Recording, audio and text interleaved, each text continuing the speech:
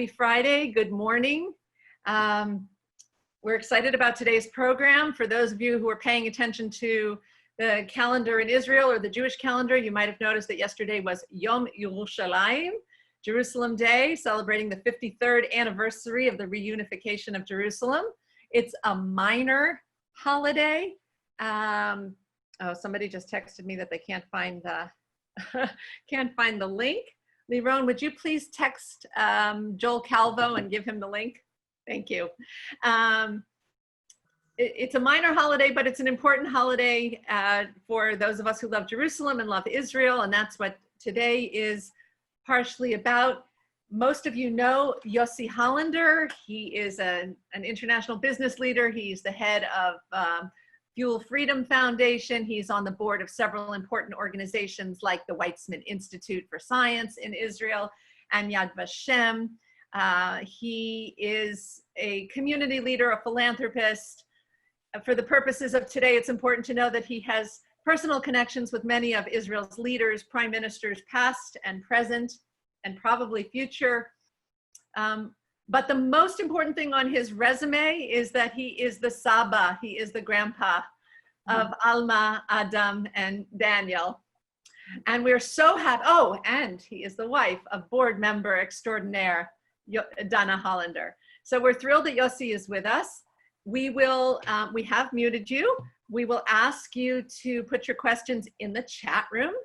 Yossi will leave plenty of time. He'll make some opening remarks, and then we'll check the chat room and we'll find questions. And I'm sure it's going to be an enlightening discussion. When we asked Yossi to speak, I said, can you talk about the new government in Israel? Yesterday, or Sunday, the 35th government of the state of Israel was sworn in. But when we made this arrangement 2 weeks ago, Yossi wasn't even so sure that there was going to be a government sworn in. So we labeled it more generally, Israel after the coronavirus. And we trust Yossi to share interesting and important information with us. We will be recording this session. Just know that. And thank you for being here, Yossi Hollander. Good morning, and thank you, everyone. It's so good to see you. I mean, I haven't seen so many of you, and although it's a Zoom-like, it's still good to see your faces. So we do have a government in Israel, and it sounds unbelievable, but it took a year and a half, 3 elections, and all kinds of turmoil. It's kind of a weird government. Just to give you an idea, there are 36 ministers out of 120 members of the parliament. So about a third of the parliament is a minister, okay, today. Not just involved, but a minister. It's kind of one of the weirdest thing ever. I mean, they have invented all kinds of ministers that never existed. Like there's a minister who's responsible for higher education and the water. They're very connected issues, and of course, each one deserves a ministry. Okay. So, but this is the political reality. It's something that you call it the founding fathers or the initial laws nobody forecasted. And after all this will be over, that's when at some point in time in the future, Bibi will not be prime minister, then I think both parties will get together and make some changes to the basic laws of Israel so this doesn't happen again. And it was like some sort of a hole in the law that nobody thought about, and that's why they got dragged to 3 cycles of elections. The interesting thing about this election is that Gantz, if he had, shall I say, that's off the record, if he had, let's say, some more internal strength, or some people will use more rough words in that, but he would probably could have been the prime minister. Right now, he was actually sworn as prime minister. Most people don't realize both he and Bibi were sworn as prime minister based on the new laws that they passed. And so when Bibi quits being as prime minister, either because of the term that they agreed that he will run out of his term, or there'll be something, let's say, legal that will force it, he immediately becomes prime minister and doesn't have to go for a transfer period and establishing a new government, etc. That is, again, another new phenomena that was added.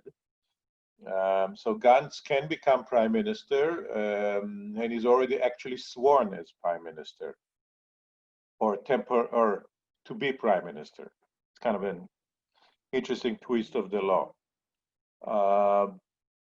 The issue is, though, that really Israel is divided, okay, and it's like a 50-50. And there's actually two people that determined what happened here. There were two members of the Blue-White Party. They're both living in a settlement in the West Bank. So they're very much right-wing in many respects, but more right-wing center. But they could not agree. They did not agree to have a government, a minority government, with the quiet support of the Arabs. And that forced everybody's hand. They basically did not facilitate a government or an easy government by Blue and White. He could have gone the legal way, because they were actually passing a law that will forbid basically somebody under indictment, which is Bibi, to be a prime minister, but he chickened out and decided to go to the coalition with Bibi. A lot of people feel betrayed, but a lot of people feel relief because we don't have a government. Now, the excuse that was used was that it's because of Corona. Well, that's a nice excuse, but in reality, I think people were afraid that another cycle of election will be even worse, etc. So we have a new government. It's starting to operate. I can tell you it was a huge vacuum. Talking about the deep state taking over, the Ministry of Finance was non-existent for the past year. Bibi was not interested that much, except for things that he like really had to do. So basically, without any authorization and because no new budget was passed, the bureaucrats in the Treasury cut the budget for many institutions by 25% without having any authority to do so, but nobody telling them anything to do otherwise, because there was no Knesset, there was no really government, etc. So in reality, there's a turmoil all around. Decisions that should have been gotten have not gotten. The continuation of previous monies doesn't fulfill the future needs. For example, if you have the same amount for hospitals, but the population grew by in a year and a half by 3%, then it's basically cutting the amount of money to hospital by 3%, okay, to all of them. So these are the kind of things that will happen, and there'll be a lot of fixing that will need to be done over the next year. And and then, of course, came Corona. Now, Corona in Israel was an interesting phenomenon. Israel took much harder steps than the United States, but the number of deaths is very low, and not necessarily because of the closure. There seems to be a phenomenon relating to Israel, but also to the rest of the Middle East, that except for Iran and Turkey, that most of the Middle East has very low death rate from Corona. And not just because it's not reported, because it's real. I remember one of the first discussion that was held around the issue is what happened with all the refugee camps. I'm not talking about the Palestinian refugee camps.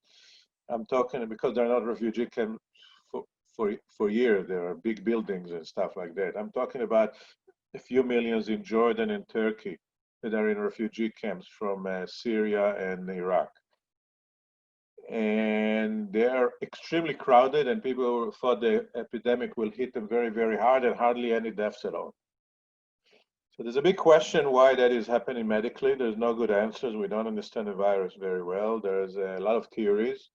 One of them, of course, is that nobody's going there. Okay, so there's not a lot of international travel going to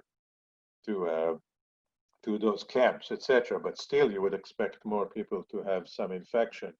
Another issue is that most of the Middle East is receiving tuberculosis, certain type of tuberculosis immunization when they're young. And there's actually quite an interesting correlation between countries in the world that have that type of TB immunization and the level of corona deaths. But again, there's no proof. Nobody understands why. Nobody knows why. The question still remains a very open question. But in reality, there's like 100 theories about it. Okay, maybe not 100, but quite a few. But Israel had a very low death rate. One of the interesting things about Israel is that which population did have a high death rate. and one of them is the Orthodox community. And the big issue there, and you can trace it clearly to Purim. So during Purim, there's a lot of congregation of a lot of people in very close quarters in the synagogues, and nobody was doing anything at the time. And also, most importantly, all the rabbis bless a lot of people. So if a rabbi blesses one by one, 1,000 or 2,000 people that night, it's enough that one of them that came from New York, by the way, probably, okay,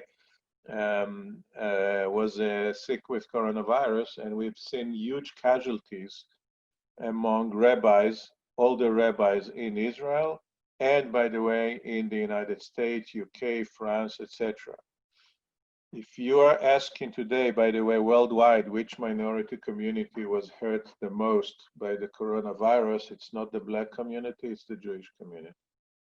If you look at the numbers worldwide, the Jewish community was hurt the most relative to the size of population, except in Israel and or some of the Orthodox community in Israel. The other one is some of the Arab communities, but they were tracked very, very quickly. And one of the interesting things in Israel was a model developed by the Weizmann Institute that basically allowed the government to forecast where the outbreaks will happen.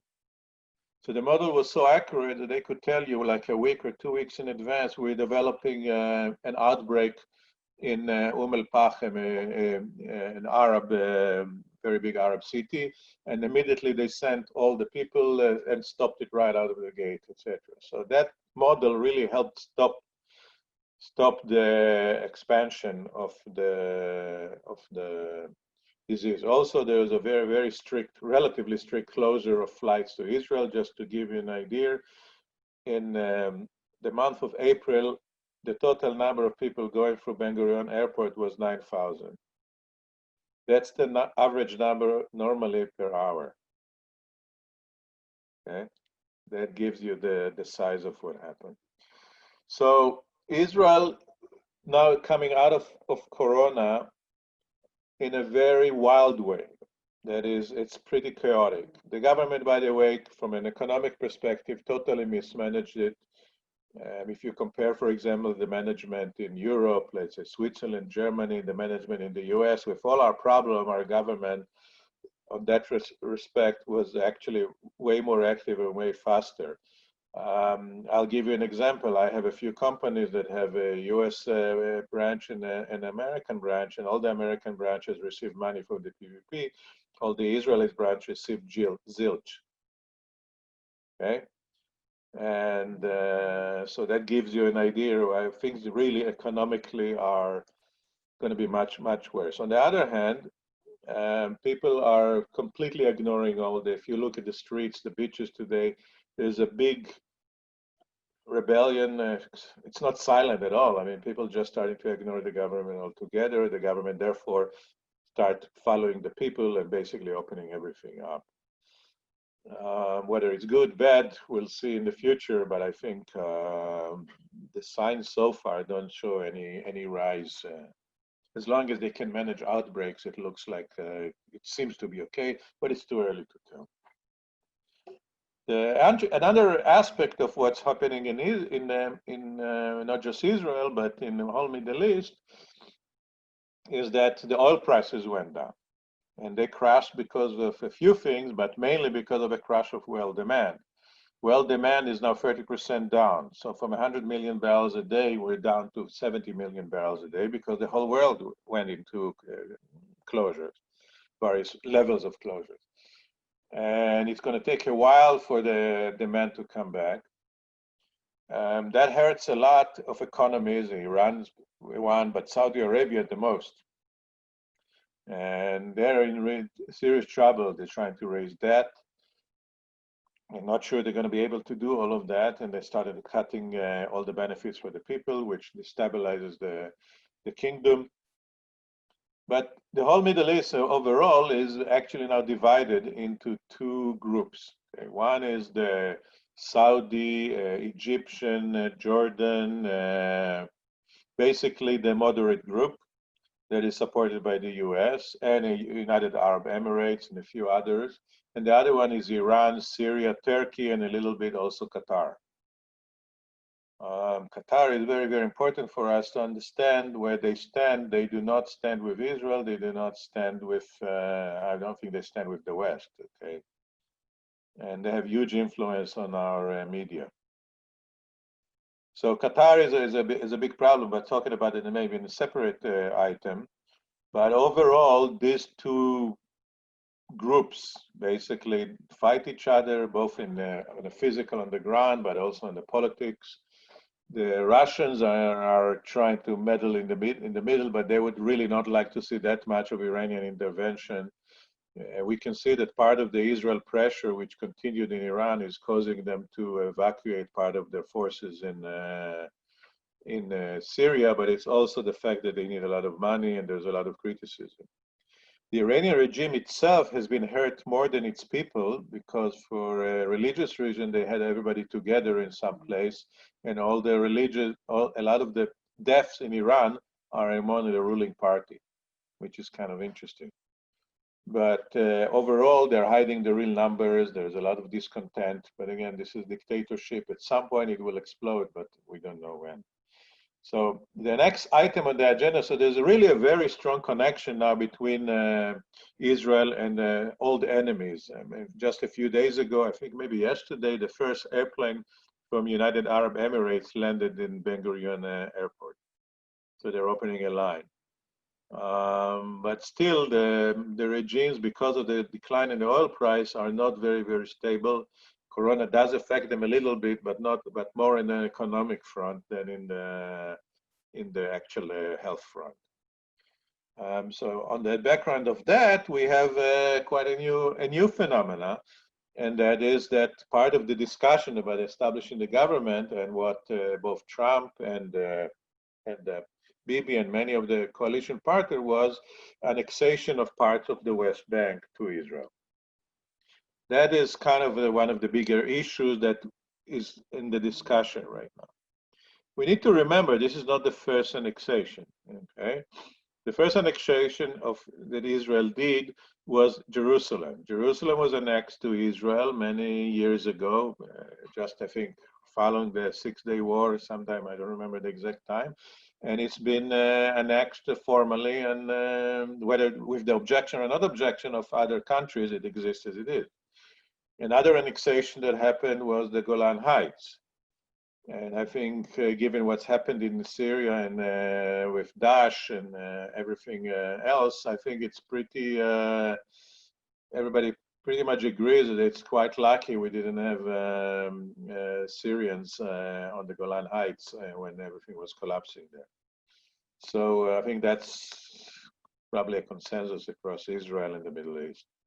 So now we're talking about annexing a few other parts. The parts that they're talking about are the settlements, the big settlements. Now, the big settlements in every peace agreement, the Clinton peace agreement, the other ones that came along the way after that, all of them, those parts were always in the agreement were in Israel. So he said, if they're only going to be in Israel, let's annex them. That's kind of the logic. The second part that everybody is talking about is the Jordan Valley because of security reasons.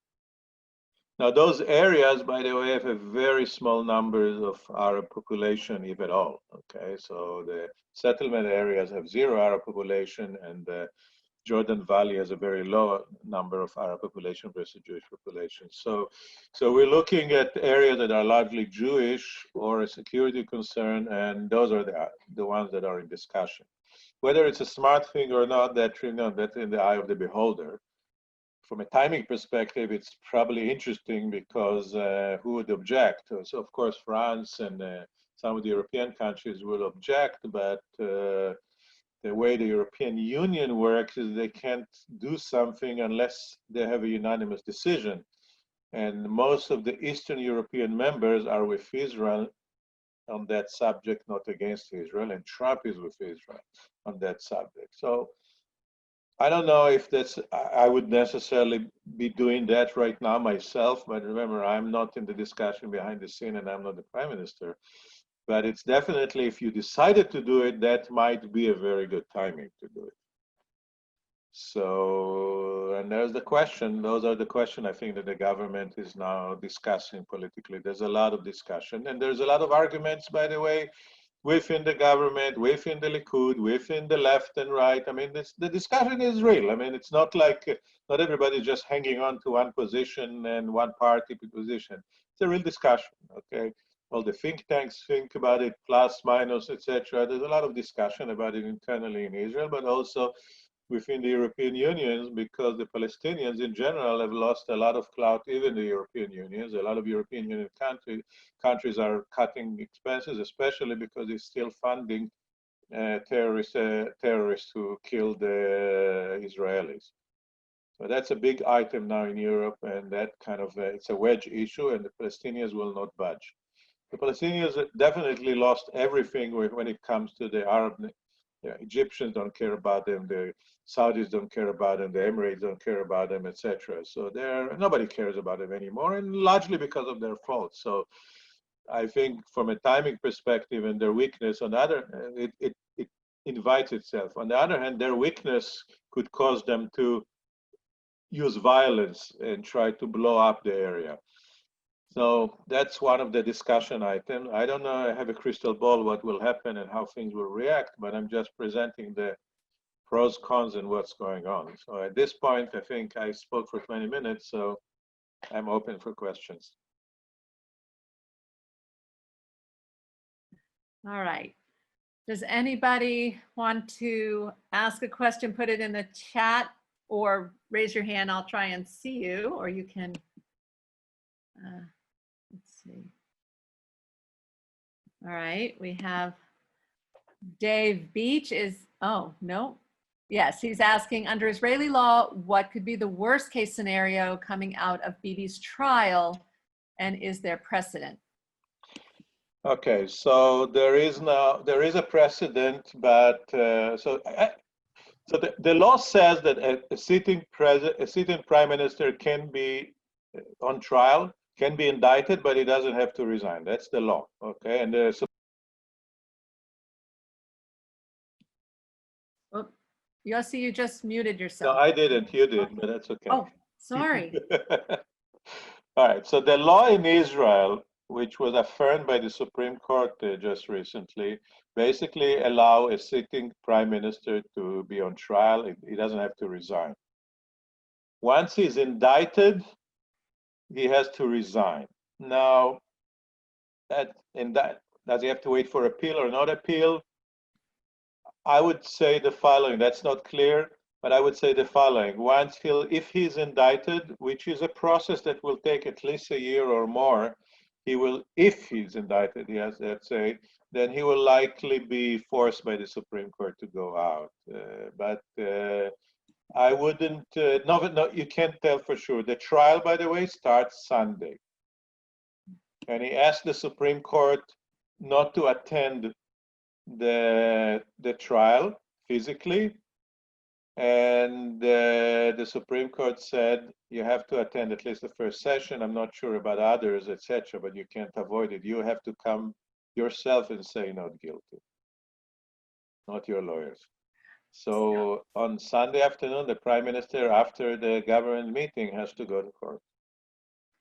Now, what will happen? I don't have the crystal ball, but the cases, there are 4 cases. They're pretty strong. Scott, can you unmute yourself and ask your question? Sure. Hi, Yossi.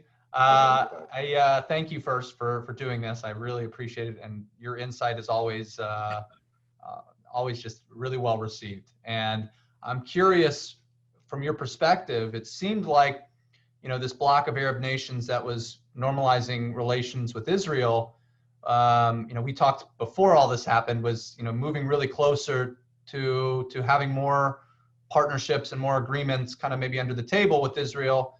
Has Corona, did Corona pause that, or do you see that there's been more normalization of relationship because of Corona? I don't think it had any effect. It had only effect as far as the price of oil and the weakness of some regimes, etc., which forces them even to be more than that. But I don't think the corona in most Arab countries is not a big deal. It's a big deal as far as the economic impact. So if you're an exporting country, okay, so let's take Egypt, okay, there's no tourism, okay, that's their main source of foreign income, okay. Now they had problems with tourism because of terror before, they just started to recover it, and now it's dead. So those are the problems that worry people way more than the corona. The corona does, but the economic impact of corona. Yeah. Jim Berman, do you want to unmute yourself and ask your question?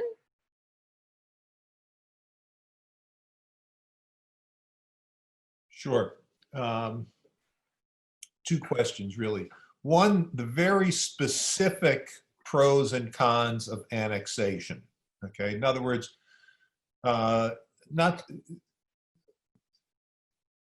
why is it, the presumption is when you read the papers or when you read things, you get the impression, or at least the layperson gets the impression, that the annexation is all of the West Bank, as opposed to what you talked about being specifically the settlements.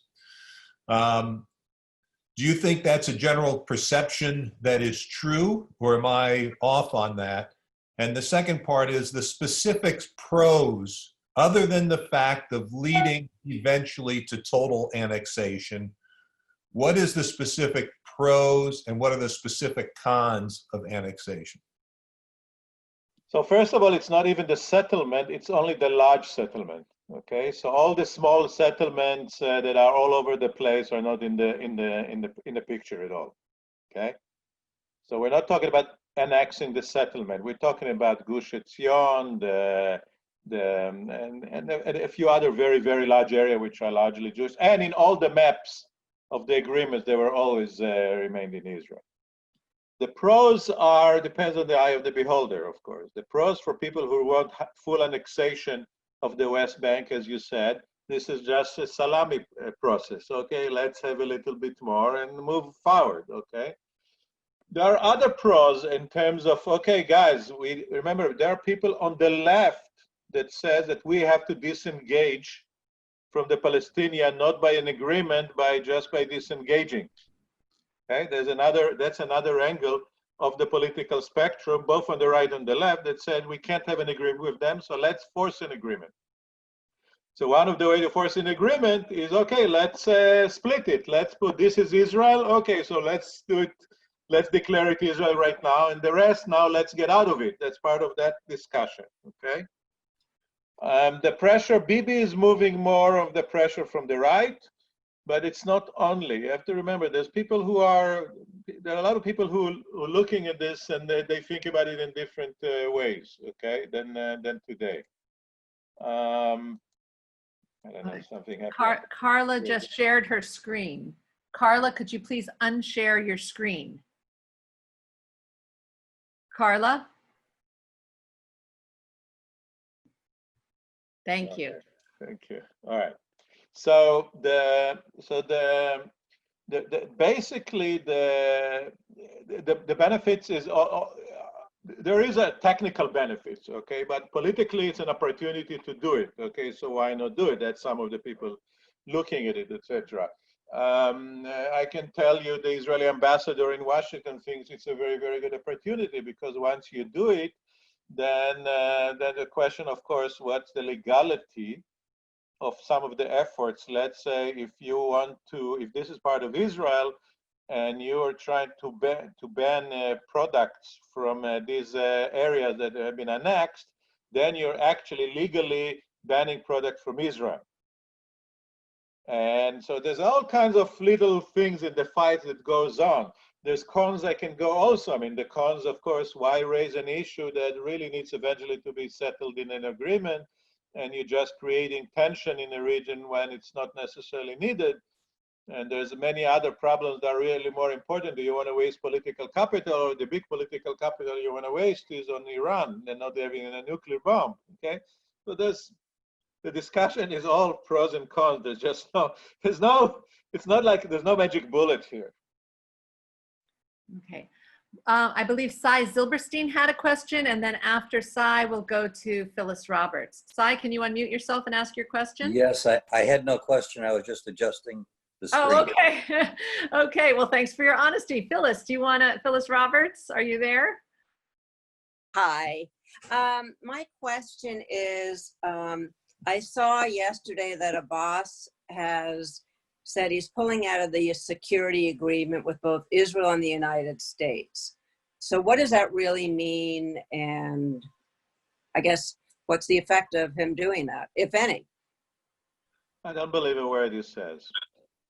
Okay, so that's a declaration. I have yet, and he took some pictures to show it. I don't believe a word. All the money he receives from Europe depends on that security agreement. I don't see him giving up the money, especially that he receives 50% of it and his family. So you have to remember that too. Well, not officially, but de facto. And so therefore, I don't see him doing that. The main thing you have to think about Abbas wants to die in bed, and for natural causes. And therefore, there wouldn't be any peace agreement, peace negotiation. For him, the status quo is convenient personally. He's a very old and sick person, and I don't see him, he has to do something because the Palestinians are losing ground, and unless this is what's kind of his pushback against the creation of the government and the annexation, that is part of his strategy. I think he's doing that because he sees that, you know, the amount of noise, all the people are pushing back, but they're not pushing back that hard, you know. So he's afraid that Israel is going to do it, and he's going to take some of his bargaining chips from the table. But I don't believe a word that he's saying. He's not going to pull out. If he pulls out, it will also mean the Hamas start doing a lot of terrors, and the stability of his regime goes down. I don't see it right now. But again, he may be already too old, and maybe that some other people around him are pulling the strings, but I don't see it right now personally. But in the Middle East, you know, forecasting is a gift that was given long gone since the days of the prophets. Thank you. Does somebody else have a question they want to ask? I have a more general question, Yossi. Just curious, this is the 35th government of the state of Israel, and the Labor Party, which was the founding party of our founding fathers, has all but disappeared. And we're 72 years old as a country. And it makes me a little sad, only because I'm nostalgic for the founding fathers generation. And I feel, you know, I still bleed blue and white, and I still see Israel to some extent as an ideal realized. Do you think it says something in general about, well, it says something. I'm curious to know what you think it says about the trajectory of Israel as a nation, that the Labor Party has disappeared. I guess there are a couple of people in opposition. No, they are actually part of the government, some of them now. So what does it mean? What does it mean? The Minister of Economic is Peretz, which used to be the head of the former union. By the way, the structure, I'll get to that answer, but the structure of the government and which minister are which is very, very problematic. If you look at many of them, each one is in the wrong place. Many of them are in the wrong place they should do, not each one, but many. And many of them are in places where, let's say the following, if you were trying to prevent corruption, that's the last place you would put them in. I can give you a list, but name by name, but this is recorded, so I wouldn't do that. As far as the Labor Party, the Labor Party has been for a process of self-suicide for now, I don't know, 30 years or more. A lot of it self-inflicted. So they lost the relevance to the people. Okay? And they kept fighting within each other. I mean, the safest place in the labor, used to be jokes about you know, that in the Labor Party headquarters you only walked with your back to the wall because otherwise you'll be knifed. So it wasn't a joke, it was real. So they basically I think self-inflicted it on themselves. That's my general issue. And of course the issues that people care about have changed, okay, dramatically. Okay, let's I see. think I see Cy lifting. his hand. Martin Can I- Hart. Oh, can I- wait. Okay, Cy wanted- came back for Thank the you. question. Thank you, Yossi. I'd like to hear your views on the relative strengths and positions between the Palestinians, Hamas, and Hezbollah, and what will happen when Abbas passes away. Oh, that's the $64,000 question. So there'll be a fight for inheritance, and whoever gets control will affect where the peace process and everything will go, because there's no peace process until as long as he's alive. Hamas is interesting because they're kind of a little bit, their new leadership is a bit more practical. They still want to destroy Israel, etc. But you can see there's a little bit more practicality in terms of controlling people. I think the biggest shock they had was when last year they opened the border for I think 7 days, and 30-something thousand people left to Egypt, mostly the people that you don't want to live, like doctors, etc. So if you open the border to Egypt, there wouldn't be any person left in the Gaza Strip within 3 months. So I think they realize that they've got to take care of the people a little bit more, but it doesn't mean that they change their core of what they want to do. And you also have to remember, Hamas is not the only party in Gaza. There's a clan, okay, and the clans belong to the Islamic Jihad and others, and they're fighting for control too. So I think Gaza is going to be the armpit of the world for decades to come. And Hezbollah? Now, Hezbollah is very interesting. Hezbollah was strengthened by helping the Syrian, but weakened because a lot of their warriors died, their fighters died, but also the result of everything was that the Lebanese economy collapsed completely. And nobody wants to lend money to Lebanon anymore.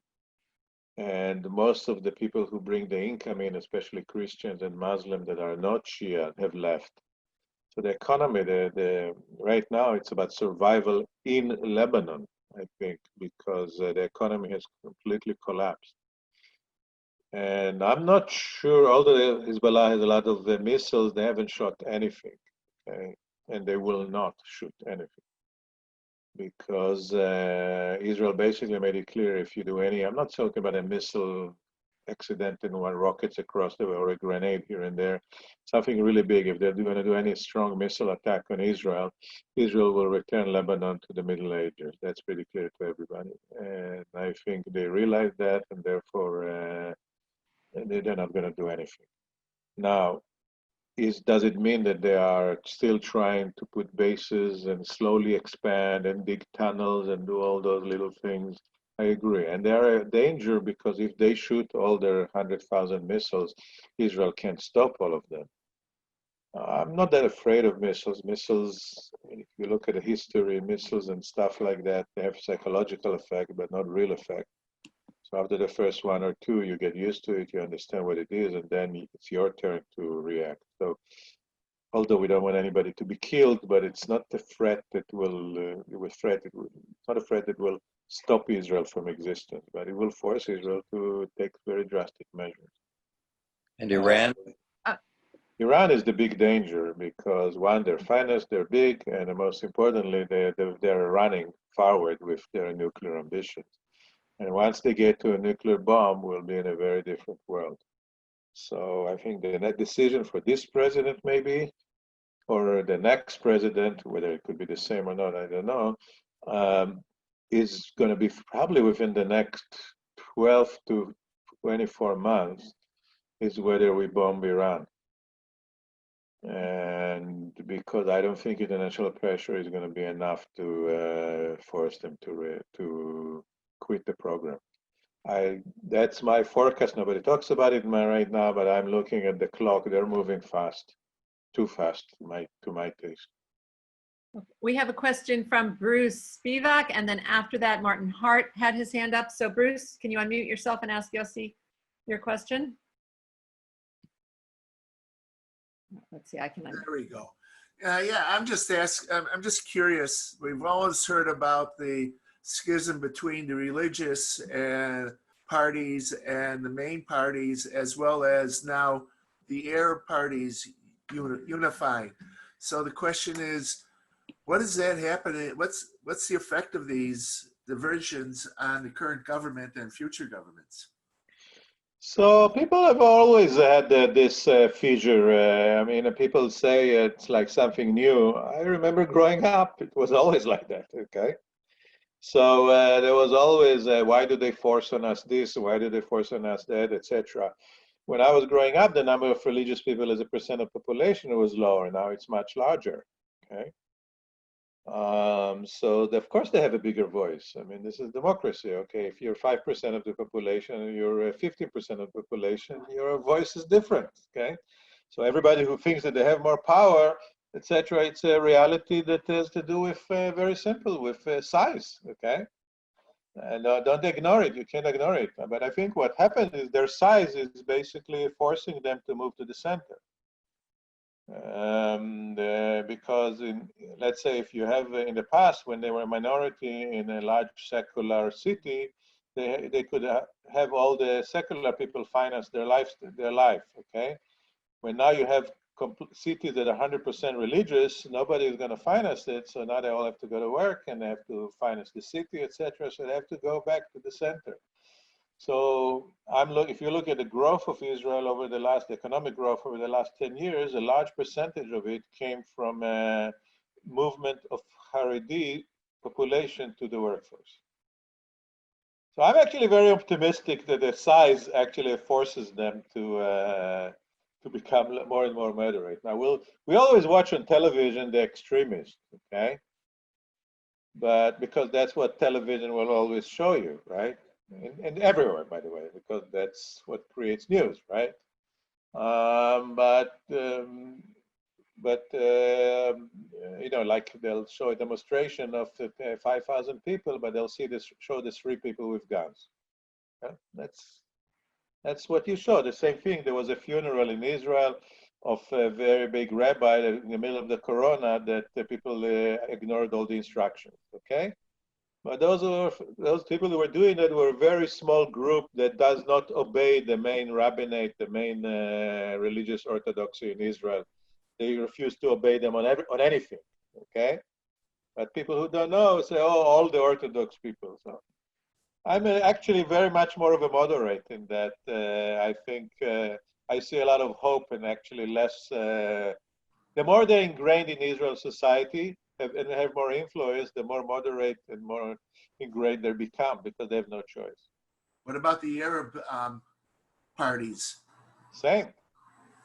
I mean, if you look today, I mean, this is the first time that people started talking about having them not officially in the government, but really supporting a possible government. And the extremists that were like only pro-Palestinian, anti-Israel are disappearing from the Arab country. Not all of them, but you can see their influence is being reduced, and more of the, how shall I call it, the economically oriented people are in the party. So, but again, it's a process. It's not going to happen in a day. I think Martin Hart, do you want to unmute yourself and ask Yossi your question? Sure. Thanks very much, Yossi. Assuming that annexation does go forward, based on the previous annexations, which happened a long time ago, how will this one be different?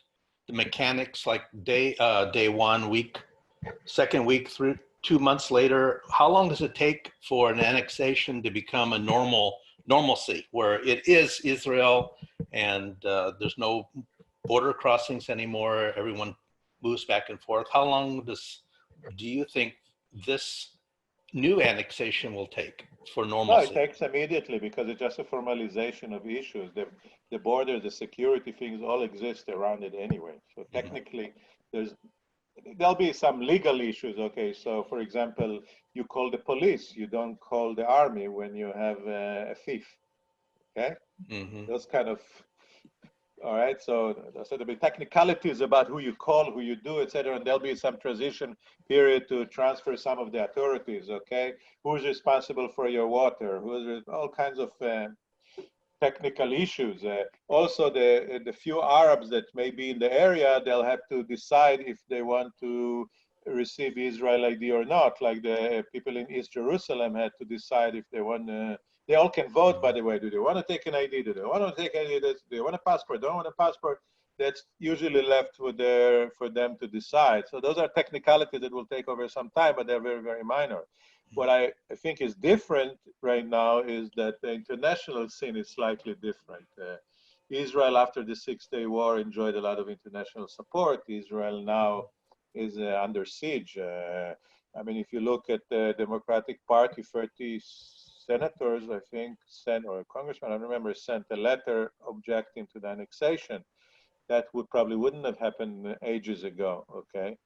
So Israel, in terms of international relations, and again, some people are friendly to Israel, okay, more than before, like the Eastern Bloc, okay, European Bloc. So, and relations with other Arab nations some of them are very good. So it all remains to be seen. I don't think it will go that much quiet. I think it will give an excuse to some people to warm up the Middle East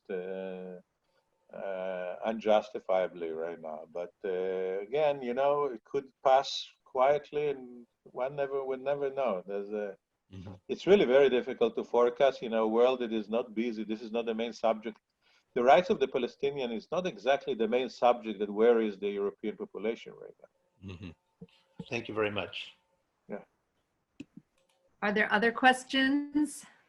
On a similar related topic, I did read recently that the arrangement with Jordan, that Jordan had with Israel, I think it was a 25-year lease that Israel expected to continue. There was a small area of land at the northern part of the Jordan Valley that was being leased by, or it was under Israeli control, and now Jordanians do not want to extend that arrangement.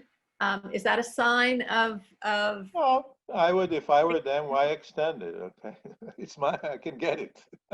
It's got water. It's got everything. It's the area around the Jordan River. I mean, why not? But that's the way.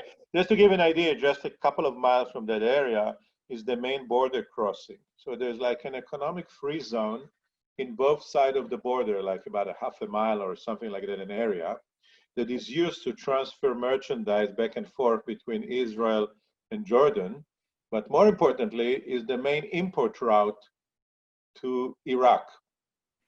So today, the cheapest way to deliver food to Baghdad, or to deliver, let's say, a car from Europe to Baghdad, is to put it on a ship to Haifa, put it on a truck to that border crossing, and then truck it there, from there, through Jordan to Iraq. It's cheaper than go through the Suez Canal and around, and then truck it from the port in Basra, which is in the south of Iraq, to Baghdad. So a lot of the import-export from Baghdad is actually going quietly for the Haifa airport and that border crossing, that kind of tax-free zone that nobody talks about. But and I'm actually thinking about building a lot of stuff there, a lot of companies around in that they're building them. Okay, factories and stuff, and nobody knows it exists, but it exists. And so that area, it's really a couple of miles, it doesn't matter. What issue is, that issue with annexation, and it puts a lot of pressure on the King of Jordan, is he's got a lot of refugees in the country, not good economic situation, etc. So he may have to take action he doesn't want to. So that puts him in a corner that he doesn't want to be in. So as far as he's concerned, if this doesn't happen, if annexation doesn't happen, it's just the status quo is more convenient from his perspective. Mm-hmm. Okay, and I'll go back to one other question about the coalition. We have time for a couple more if you want to raise your hand. I didn't see anybody, but oh, I see Jim coming again. But the coalition that we talked about, if Bibi is not convicted, in 17 months or 18 months, Benny Gantz is supposed to become prime minister, and they'll flip positions. Do you see that? I know there was a lot of talk about that. I would say the following: if Bibi is found guilty, then he will be. If Bibi is not found guilty, he will not be. Bibi will figure out a way how he will not be. He's just smarter and more experienced. Okay, I think that Jim Berman had another question. Yeah, Yossi, I wanted to talk about the schism, if you will, between the religious and the secular portions of Israeli society, and also in the face of the coronavirus and the fact that, as you mentioned earlier, a lot of people, small businesses, et cetera, were in trouble, if you will. But yet, a lot of the religious people who are not working, if you will, continue to get funding from the government, their usual funding, from the government to live. And can you talk about that schism that exists in Israeli society, and from a standpoint, I think more from a secular portion, from the secular people as opposed to the religious people? So let's talk about first about what you declared as fact are not facts. Okay, so the majority of religious people, data-wise, today work, and not in religious jobs like a rabbi and stuff like that. Actually, now the data is that the majority of them work, and some of them could continue working online, some not. Okay, it all depends on which jobs you are. Okay. So, and the number of them working is growing rapidly in every huge percentage every year. Okay. I don't know what will happen now. Everything has been delayed, stopped. There's been shift in the economy. We'll see.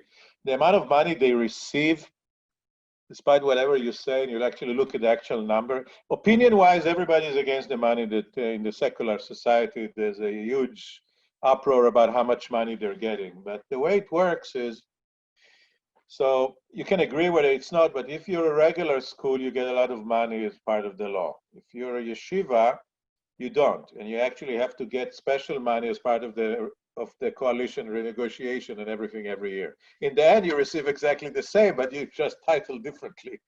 So it's part of the game. On the other hand, if you gave them everything, they'll get more. In reality, religious people get more in the education system in the end, especially not the Orthodox, but the Datim Leumim, the more of the settlers. They actually get more per capita than the secular, and that's an area that irritates a lot of people.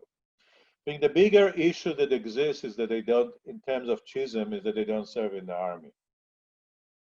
That is the bigger issue emotionally, because people die and we die to protect them while they get money. And that is, I think, was always a big schism. Since I was a kid, I remember it was a schism. The numbers just have grown. When I was growing up, I think 800 people did not go to the army. Now it's 20,000 a year, but that's has to do with the sizes and the number of kids and everything like that, etc. There's a big question also how many people should be in the army. What most people don't talk about is that 50% of the people, not just religious generally, don't serve in the army anymore, of men, because there's just too many people in Israel for the size and the budget that the army needs. But that's kind of it. But if you ask me where the schism is, number one, serving. Number two is the money. But not everybody is, but Israel gives money to so many people that shouldn't receive the money. You want a list? I'll give you a list, okay? But they're not the only one. Everyone who's in the government for very long is whoever can squeezes. And there's a lot of sector that's squeeze money. I mean, out of the public pockets, and the public only went and protest about it, 4 or 5 years ago, I don't remember when it was. There was about the prices of cheese at the time, but cottage cheese, but that's what started it. But Israeli public, I mean, I'm sorry, the government can do whatever it does to it, and it just stays at home. It doesn't protest that much. I don't know why, but that's the reality of the political situation. There is a big rise up. You don't see it right now. I think you'll see it in a half a year or a year. A big protest that will come from the people who didn't get any salaries, like small businesses. Okay, I think they're rising, and you'll see some big. They say we pay all the taxes and we get screwed. And I think you'll see things coming out of that over the next 6 to 12 to 18 months. We have one. Oh, I'm All sorry. right, please. Go ahead. We have one last quick question for Martin, and then I will make a closing announcement, and then we'll say goodbye to Yossi. Martin? Thank you for letting me have a second question. 3 or 4 years ago, there were some rumors of a game changer of having a railroad going from Haifa to Eilat and back to basically make the Suez Canal irrelevant, or as a competitor to the Suez Canal. Is that still on the table? Any more thoughts on that? Yeah, I think, I don't know if it's a competitor to the Suez Canal, just the internal exports, etc., and traffic that Israel has going to the Far East, okay? If you think about it, the Far East has been the growing trading partner of Israel, not just China, India, etc., and many others. So most of the growth of Israeli export in percentage-wise was to the Far East. And that, of course, means you need harbor. The harbor in Eilat has been doubled or tripled. I mean, it's so there's a lot. Just getting the train for internal use is pretty big. I'm not sure even it will be. I don't think there'll be capacity to be a competitor to. But that's on the. I don't know where it is right now, but financing-wise, but I think it's been advanced. The whole train system. Railroad system in Israel is going for like a 20-year expansion plan, which has hit a lot of roadblocks because of corruption. But there's an electric train now going from, still not operating at 100%, but there's an electric train now going for a lot of tunnels from Tel Aviv to Jerusalem. The first electric train in Israel. Okay, before we say goodbye to Yossi, I want to make a public service announcement to all of you. It was great to see your faces this morning and to learn something. I learned about the best way to export a car to Baghdad, and among many, many other things. I want to invite you all at 5:30. We're having a community Shabbat. Please sign up on our website. We'd love to have you join us for a very brief welcoming of Shabbat. Yossi and Dana will be back to help lead us with Kiddush. Bring your candles, bring your challah, and join us at 5:30 with our JCC family. Because we really do miss all of you, and it would be wonderful if you could be with us. And with that, I want to say thank you to Yossi. You are one of our most valuable resources in our community. We always learn from you. We appreciate your time and your insight. And thank you for making the time for us this morning and for always being such a steadfast supporter of the Mirage JCC. Toda rabah, Shabbat Shalom, and thank you to all of you. Thank you, everybody. Always pleasure to see you.